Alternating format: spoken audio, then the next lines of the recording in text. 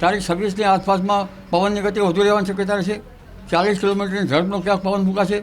લગભગ એપ્રિલ શરૂઆત સુધીમાં તો 40 કિલોમીટરથી લઈને 50 કિલોમીટર ગતિથી ઉપરનો પવન ફૂંકાવાની શક્યતા રહેશે. આ પવનની ગતિવિધિના કારણે આંબાવાડિયા પાકમાં હરકત આવવાની શક્યતા રહેશે. 11 મેથી 20મી મે વચ્ચે આંધી વંટોળ સાથે ક્યાંક વરસાદ થવાની શક્યતા રહે, પવનના તોફાનો રહેશે. અને લગભગ 20મી મેથી જૂનની શરૂઆત સુધીમાં બંગાળ ઉપસાગરમાં ખબર લઈ નાખે તેવા વાવાઝોડા થવાની શક્યતા રહેશે. 20મી મેથી 20મી જૂન વચ્ચે અરબ સાગરમાં પણ સાયક્લોન થવાની શક્યતા રહેશે.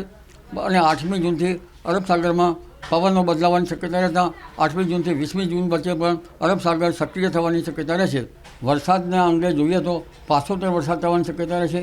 સપ્ટેમ્બર ઓક્ટોબરમાં પણ વરસાદ થવાની શક્યતા રહેશે. અલનીનો ધાસ્તી હોવા છતાં ગુજરાતમાં પ્રથમ ચોમાસું સારું રહેવાની શક્યતા રહેશે. અલબત્ત કોઈ ભાગમાં ખંડવૃષ્ટિ પણ થવાની શક્યતા રહેશે.